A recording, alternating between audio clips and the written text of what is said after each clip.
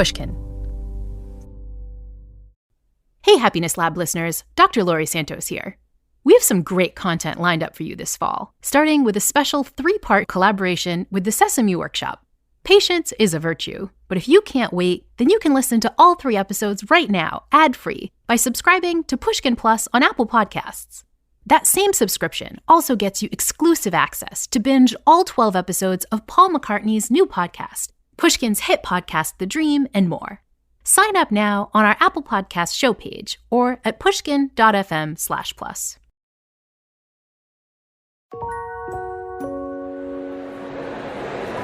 Hello, hello, hello. Let's get started. If you're a fan of the Happiness Lab, you probably know the show's origin story. As a college professor, I started worrying about the levels of stress and anxiety I was seeing in my students. Welcome, everybody, to Psychology and the Good Life. So I developed a class on the science of happiness. So we're going to start by talking about why I'm teaching this class in the first place. A course designed to teach my students research-based strategies that they could use to navigate tough times, improve their emotional health, and feel happier. It became Yale's most popular class ever. I'm a little bit surprised to see as many of you are here, but that's great. And is now offered both free online and at other universities around the world. And the science shows that learning these happiness strategies really does help. Several new studies have found that students who learn the tips I teach show significant improvements in their overall well-being. But there is one thing about learning all these happiness tips that makes my students feel a little frustrated. I'm so thankful to have learned all these helpful strategies, a student will always say, but I really, really wish I had learned this stuff earlier. And believe me, I totally get that frustration. Nowadays, I'm an expert on happiness, but I didn't learn these tips until my 4th decade. My life would have been way less stressful and emotionally fraught if I had all these happiness habits earlier. Honestly, if I had a time machine, I'd go back to the early 80s, find my kid self, and teach her exactly the same things that I tell my students now. You see, it doesn't matter if you're 3, 23, or 103. The same happiness principles apply. You may have different problems and priorities at different stages of your life, but whether you're in school, at work, raising a family, or in retirement, the same core ideas hold. And that's why I wish I was able to teach Kid Laurie all these ideas back in the day. Though admittedly, how I'd explain these happiness strategies to her would be a little different. I'd probably enlist the help of some folks who are more fun and relatable. That's us. Hiya, friends. Hello, everybody. These were the real tutors that young Laurie had growing up. These monsters and fairies and giant yellow birds are great at passing along important life lessons to kids, while also making them feel happier. And they've been doing it for over 50 years. So in honor of my younger self, the Happiness Lab is partnering up with Sesame Workshop, the nonprofit that creates Sesame Street. Over the next few episodes, we'll explore a series of classic happiness-boosting strategies, ones that are so simple, even little kids can use them. But these episodes aren't just for kids. They're for you, because we all need quick strategies to help us feel better when times get tough. And what better way to learn them than with the added nostalgia of a little Sesame Street fun? Let's go, Dr. Laurie. Oh, I am so excited! This is gonna be so magical. Thanks so much, friends. And Abby, I'll be seeing you a little later to talk about this episode's big happiness topic. Huh? Tell me more. But before we get started, I wanted to explore why it's never too early or too late to start learning the happiness essentials. So I've tagged in the expert on charting well-being across a lifetime. I adored Sesame Street, like Cookie Monster, Oscar the Grouch. I just adored Sesame Street. This is Harvard Medical School professor and fellow Sesame Street fan, Robert Waldinger. I would sit there with my kids on the couch watching Sesame Street, and I'd be the one laughing the hardest. Robert has a rather unique academic pedigree. He's a psychiatrist, a best-selling author. And I direct the Harvard Study of Adult Development, which is the longest study of adult life that's ever been done. The study tracks the physical and mental health of people across decades. It started in the late 1930s, when researchers began following the lives of one cohort of Harvard sophomores, and then another group of inner-city teens from Boston. Robert and his predecessors have followed these men, as well as their partners and their children, for over 80 years. And what we studied was the great big themes of life, which are mental health, physical health, work life, relationships. And then as people got older, aging and retirement. This mega experiment has now provided pretty much the definitive word on the stuff that matters for achieving a healthier, happier life. And spoiler alert, the findings include lots of the strategies we talk about on this podcast, like making sure you invest in relationships, develop a sense of purpose, and avoid the happiness traps that come with striving for money and possessions. But another big message of the Harvard study is that when it comes to learning the habits needed to improve your well-being, it pays to start as soon as possible. What you learn to do as a child really influences your happiness as an adult. Let's take one key happiness skill, emotion regulation. That is, the ability to monitor and manage your feelings. We think of this as something that adults are supposed to do, but kids who are more skilled at regulating their emotions do better in school and have stronger family and peer relationships. Plus, they're less likely to develop anxiety and depression later on. And so learning those skills when we're young makes a big difference in how well we manage the stresses of life that are always coming our way at every age. And Robert says that whenever big feelings do pop up, there are ways to deal with them that are surprisingly simple. Taking time out when you're upset or when something's really difficult. Kids can learn to take a few breaths to kind of calm down when they're really upset about something. That helps them figure out how to cope better with a challenging situation. And teaching tips like these early on is pretty straightforward, especially if kids grow up in a home where the adults around them take these happiness strategies seriously. You know, family life is the first world that we come to know. We learn a lot about how to be happy from the people we grow up with. And so a lot of those models that we get from our parents, from our siblings, from other family members are really important. When it comes to soaking up the behaviors they observe around them, kids are total sponges. And that means that children will model both the good and bad habits they see their caregivers using. It's a truth of human psychology that Robert took to heart when raising his own family. He realized that if he wanted his kids to engage in the happiness-boosting strategies he observed in his Harvard study, then he'd have to model those behaviors himself. And so what I began to see was that as a parent, the best thing I could give to my kids was a sense that what's really meaningful is your connections with other people and your engagement in activities you care about. But adults can't just pull a, hey, do as I say move. We have to authentically follow the advice we're giving the young people around us. And a lot of what we communicate to our kids is emotional communication. It's not just what we say, it's the feelings that we convey in how we interact with our kids. So if we can come to our kids from more of a place of equanimity and self-care, that's what our kids are going to learn from us. That's so valuable. We might long for the young people in our lives to be happy, but we don't always model the behaviors we want to see them adopt. We tend to neglect our own well-being because we're too busy with our careers or with parenting or with caring for elders. But Robert says that's a mistake. I mean, I know this as a physician, that if you don't take care of yourself, you can't take care of other people very well. Physicians happen to be not very good at taking care of themselves. Parents can be not very good at taking care of themselves. But if emotional self-care is something with which you perpetually struggle, not to worry.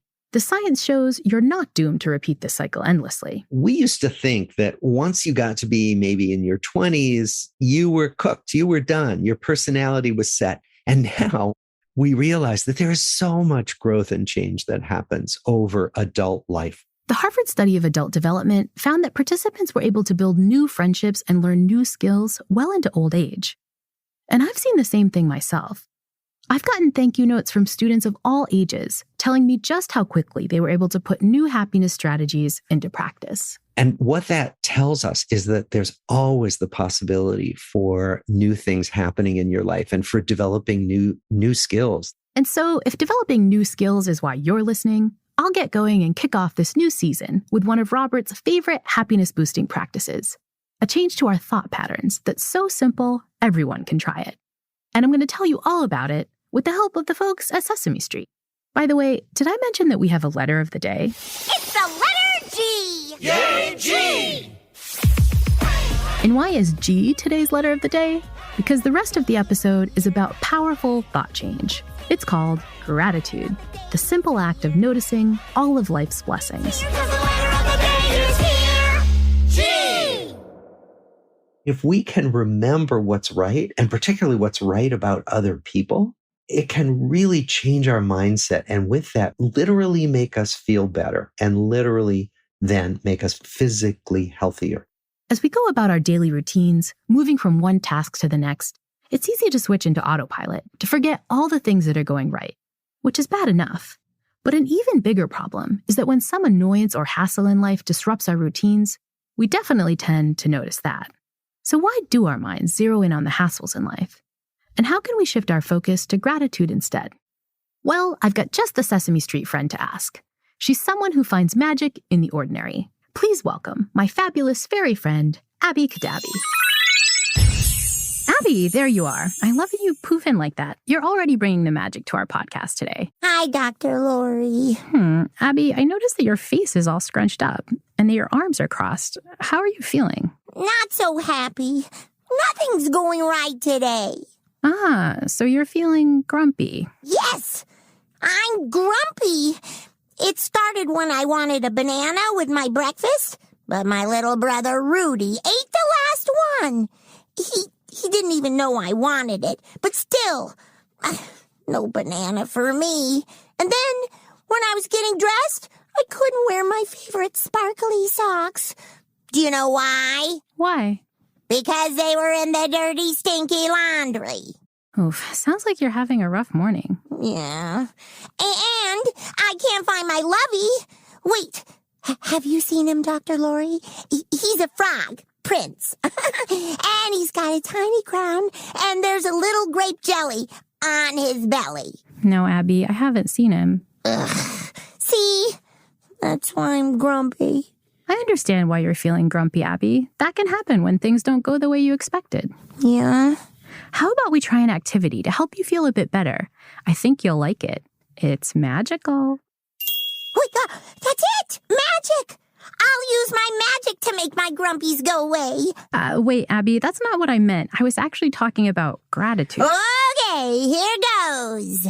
Let me see. I'm feeling grumpy today. Come on, magic, and poof it away. Zippity zap! Uh-oh. What do you mean, uh-oh? Oh, no. Oh, no. Okay, I think this is a good time for a break. The Happiness Lab will be right back. Yikes. It's okay, Abby. We'll get to the bottom of this.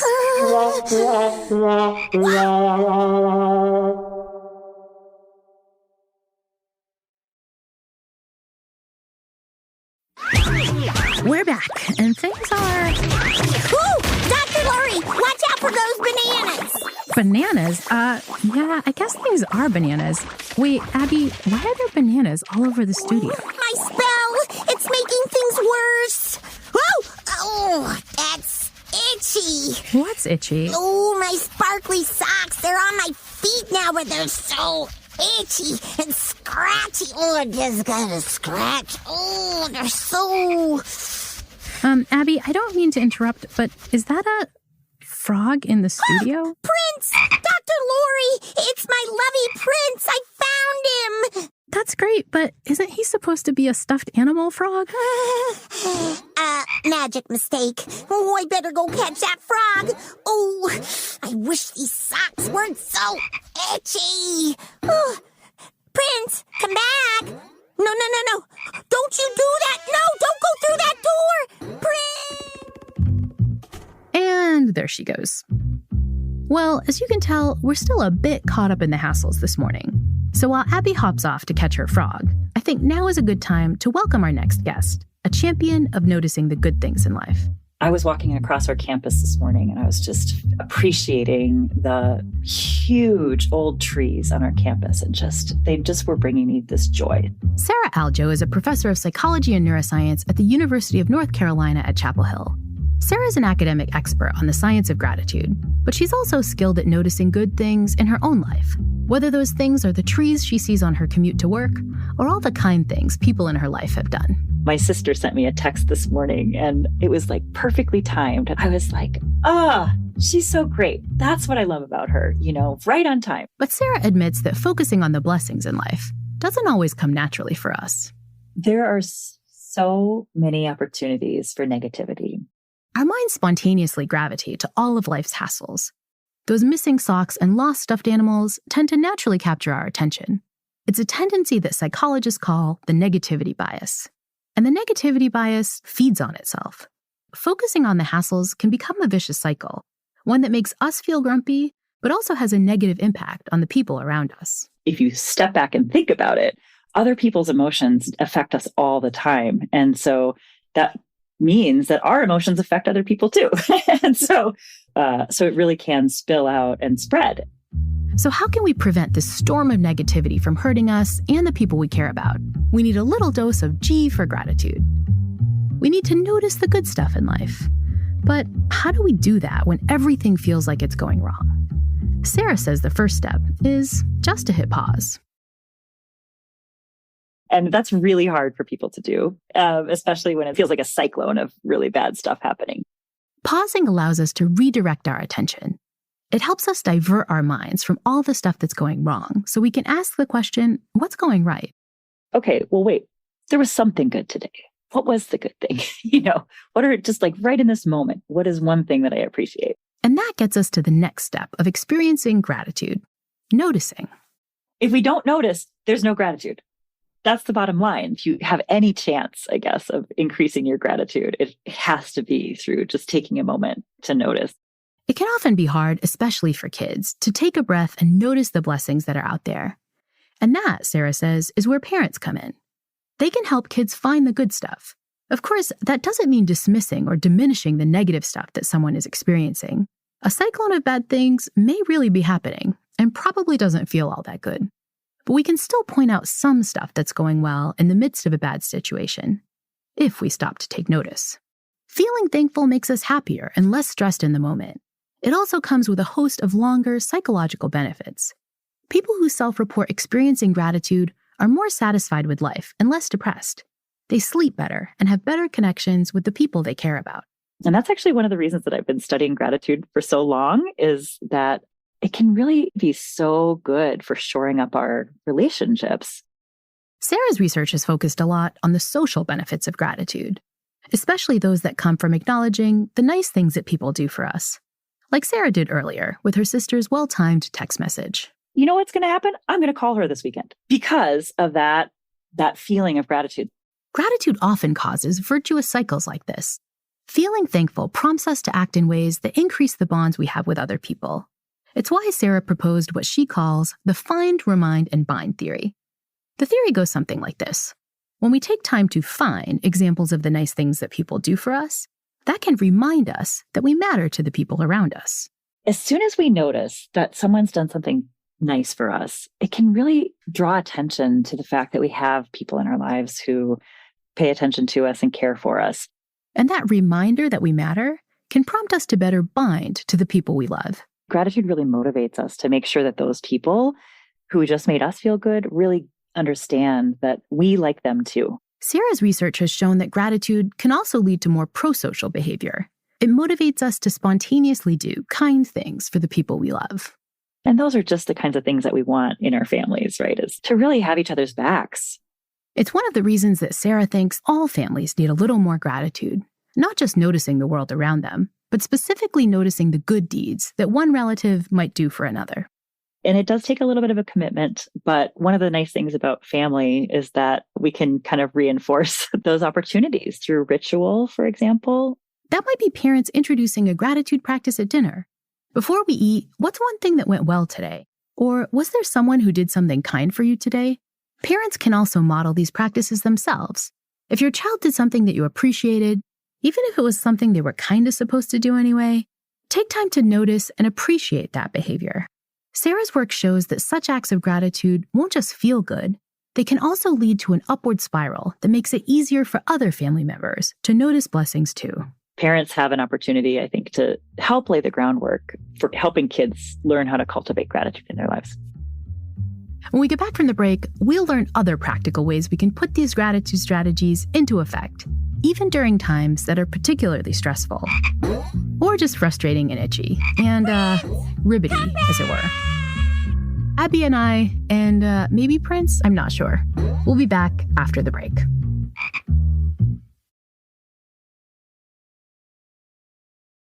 Welcome back to the studio, where the magic has stopped. All is in order. I'm here with Abby, and I'm happy to report that her spell has been fixed. No bananas, no witchy socks, and no real frogs. But I'm still grumpy.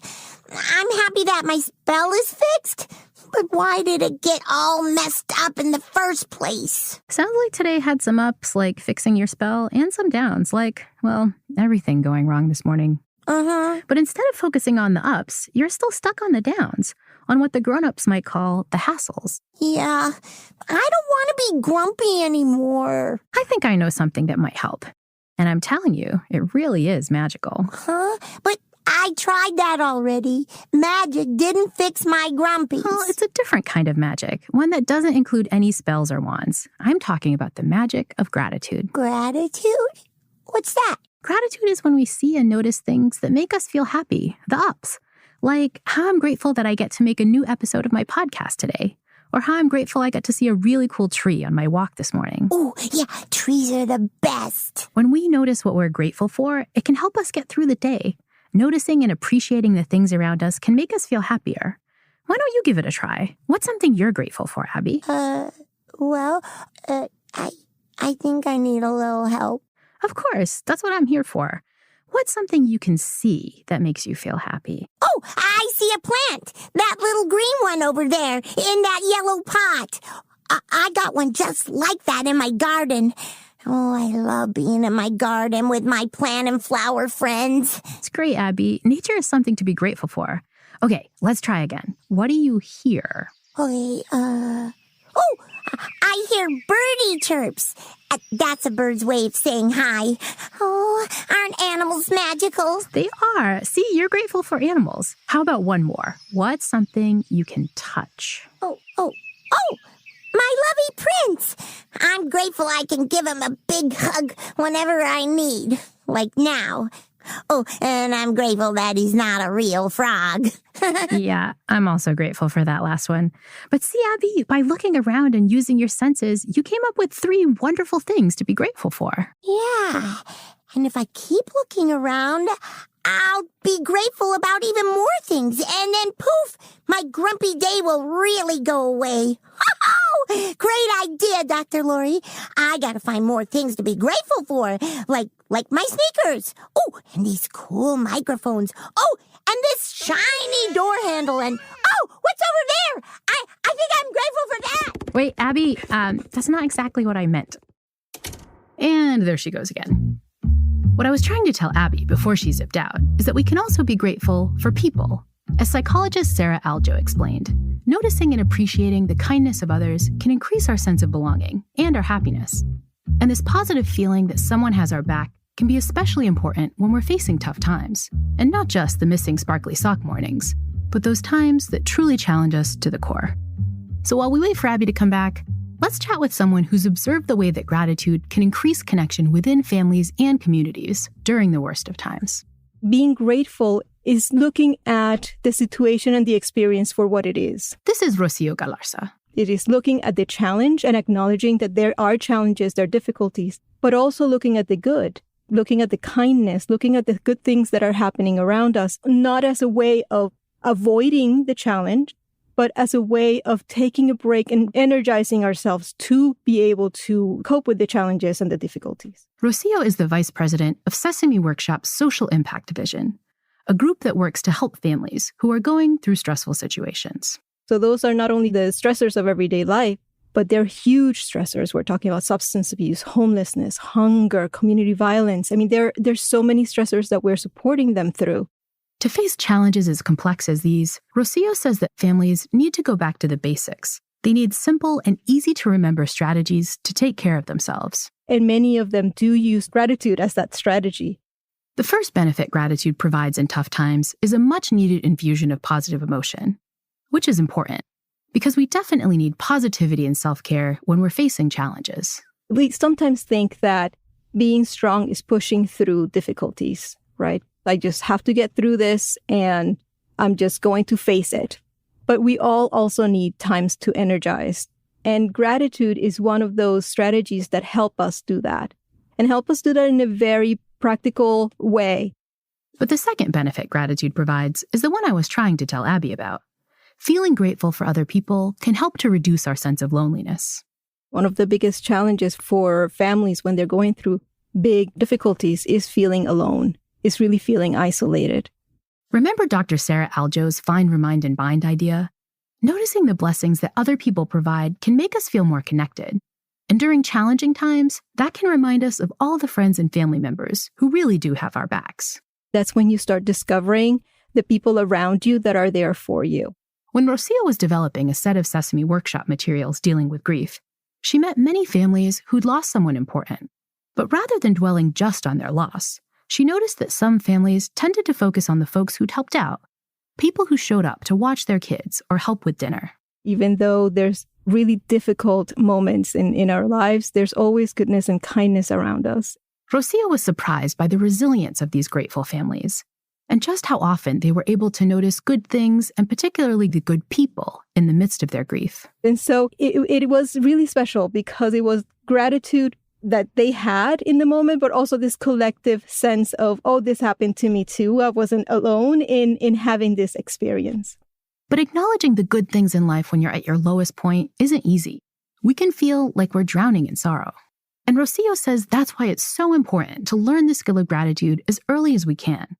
The more we practice finding blessings when things are going smoothly, the easier it'll be to appreciate blessings when times are much tougher, which is one of the reasons Sesame Workshop is so focused on teaching gratitude, not just to parents and caregivers, but to kids too.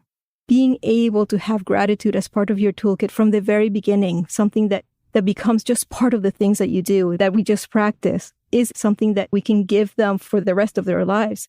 And so Rocio has some advice, not just for folks currently navigating tough times, but for anyone who wants to make sure their resilience skills are sharpened before things get tough. Let's practice it. Let's try be grateful. Abby, there you are. Hi, Dr. Lori. I went all around Sesame Street finding things to be grateful for. The basketball hoop near the community center, and Elmo blowing bubbles and me popping them like this. Pop, pop, pop. That's great, Abby. And how do you feel? Well, I was feeling better, but then I saw a stinky sock hanging out of Oscar's can. Sounds about right. Yeah, and it made me think about my dirty, sparkly socks, and then how my magic made them all itchy. And, well, I felt grumpy again. I thought gratitude was magic. Wasn't it supposed to make all my grumpies go away? Gratitude is magic. And just like how you practice your magic as a fairy in training, you have to practice gratitude too. And parents, for kids out there without magic wands and wings, they can think of it like brushing their teeth. Oh, I brush my teeth too, in the morning and at night. Right. Brushing your teeth is part of your routine that you do every day. Gratitude is something you can add to your routine too. I can? Yep. By practicing gratitude a little every day, you'll start to notice more and more things you're grateful for. And that'll help you feel happy. And that's the magical part. Oh, I get it now. It gets a little more magical every day the more you practice. Like learning to tie your shoes or doing a spell to turn a sandwich into a helicopter. Your sandwich into a what? A helicopter.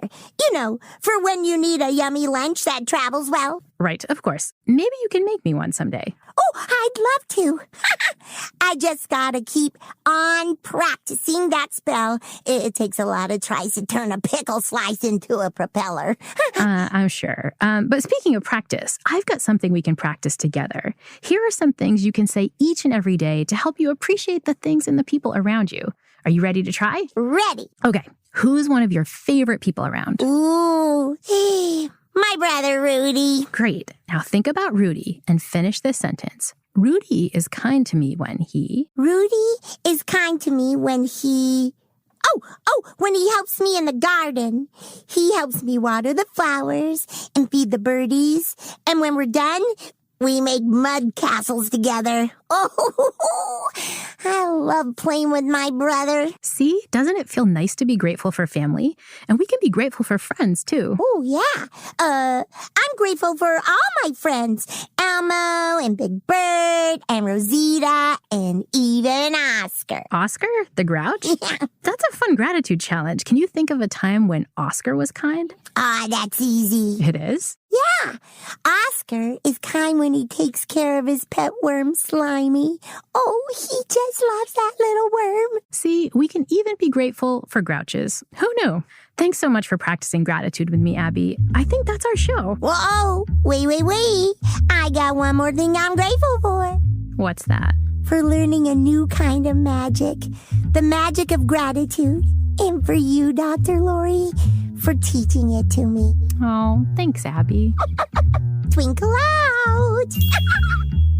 In the next episode of this special collaboration, our Sesame Street friends will help us tackle the challenge of how we can better manage our big feelings. Of course, Sesame Street is the place where sunny days sweep the clouds away. But when I sat down to chat with the next episode's guest, Big Bird, the street was not so sunny.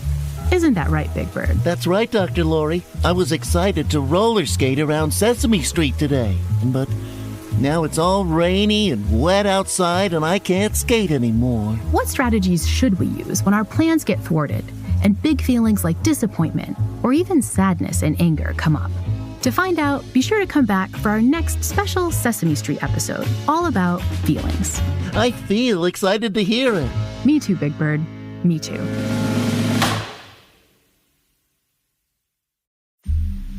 The Happiness Lab is co-written and produced by Ryan Dilley. Our original music was composed by Zachary Silver, with additional scoring, mixing, and mastering by Evan Viola. Jess Shane and Alice Vines offered additional production support. We'd like to thank the amazing Sesame Street puppeteers, Leslie Carrera-Rudolph, Ryan Dillon, Eric Jacobson, and Matt Vogel. And special thank yous to the folks over at Sesame Workshop: Emily Bandy, Alyssa Cheehy, Gabriela De Janeiro, Jessica Salvo, Mindy Fila, Rocio Galarza, Akimi Gibson, Ivan Gonzalez, Karen Leibovich, Rosemary Trulio, Kay Wilson Stallings, and Steve Youngwood. Special thanks to my agent Ben Davis and all of the Pushkin crew. The Happiness Lab is brought to you by Pushkin Industries and me, Dr. Laurie Santos.